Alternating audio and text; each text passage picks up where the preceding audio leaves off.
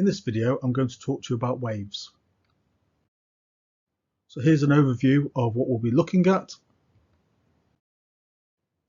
So a wave is a disturbance that moves in a regular and organised manner. And waves travel through a medium, either a solid, liquid or gas, or through a vacuum, which is just empty space. And waves allow energy to propagate or travel from one point to another without the medium actually moving.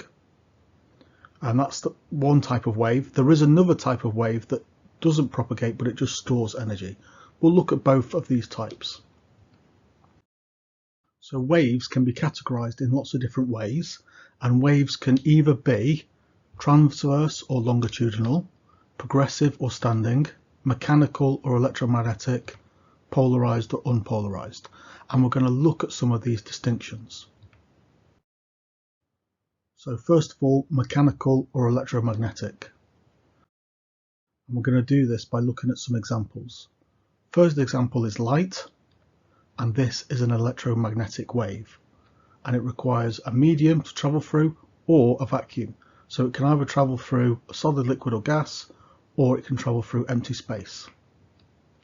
Then we have sound. That's a compression wave that travels through a solid, liquid or a gas. Seismic waves that are low frequency acoustic energy waves that travel through the Earth's layers. Vibration of a string used in musical instruments, and ripples on the surface of a liquid, such as ocean waves. These are all mechanical waves and they require a medium to travel.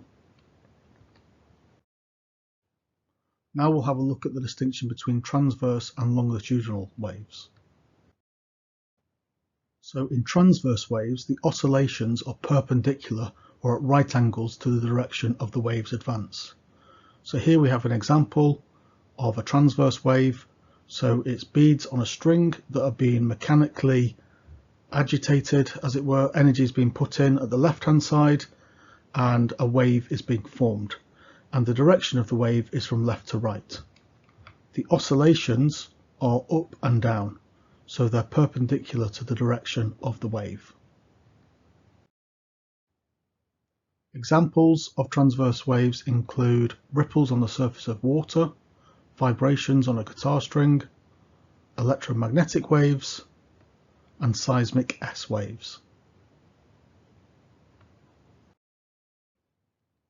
So for a transverse wave, we have different features that we can label.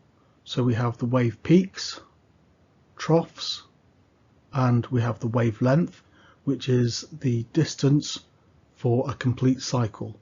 So it could be between two peaks, it could be between two troughs, or it could be between any 2 points where we've had a complete cycle of the wave.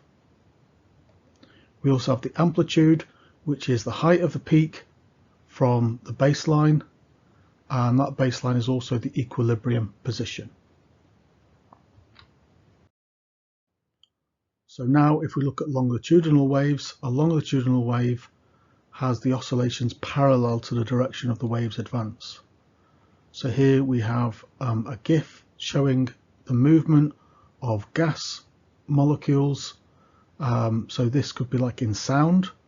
So there's at the left hand side, there's a surface that's moving back and forth, putting energy into the system and creating these waves. But the molecules themselves, if this is like air or a gas, they're not moving, they're not traveling from the left to the right, but there's a compression and then a rarefraction. So there's basically a compression wave traveling from left to right. And you can particularly see that if you look at the red molecules, you can see that they're not going anywhere, but it's just the compression wave that's moving. Now, the direction of the wave is from left to right, and the oscillations are also left to right.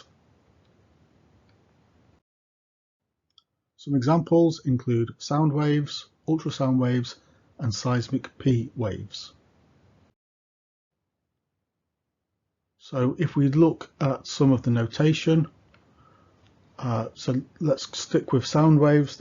In this example, we've got gas molecules, and we can see that there are compressions.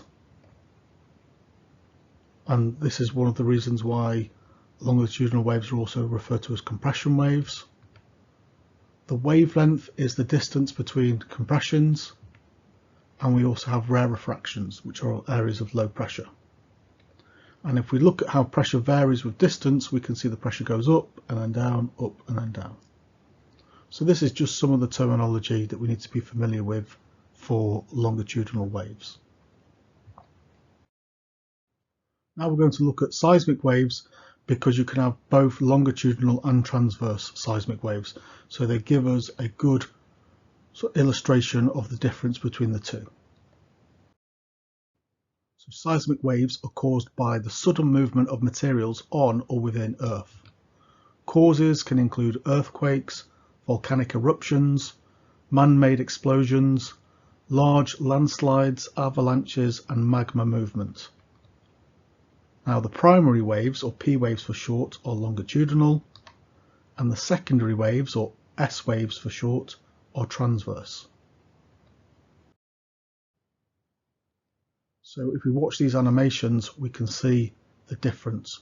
We can see that the longitudinal waves are compression waves, whereby some of the material is compressed and then that compression travels through the material, and we can see that the S waves are transverse because the material has a wave that goes up and down through it. Now we're going to look at the distinction between progressive and standing waves. So for progressive waves, there's actually energy transmitted from one point to another. So if we just watch this animation, we can see that there's a movement of the energy from left to right.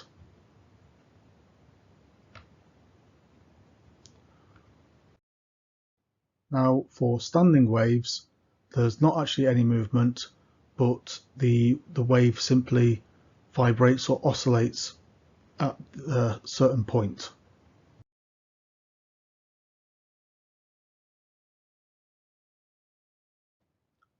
So standing waves actually store energy rather than transmit it, and an example would be the vibration of a string that's fixed at both ends.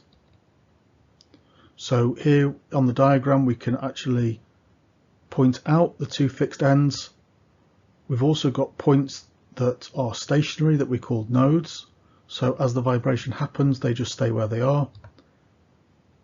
And then we also have antinodes, where we have maximum amplitude.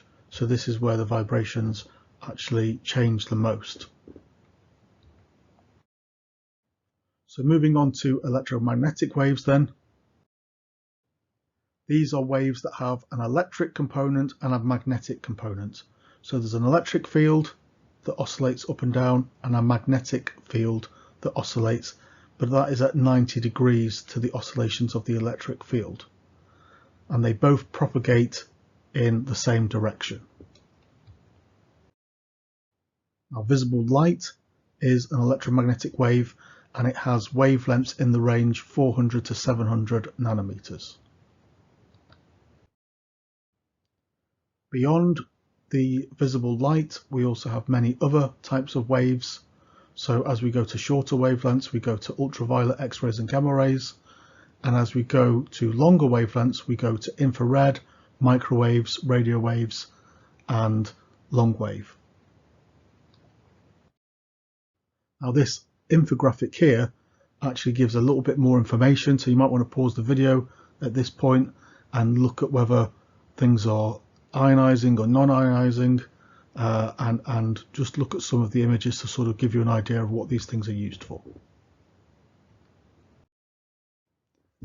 So that's been a video about waves.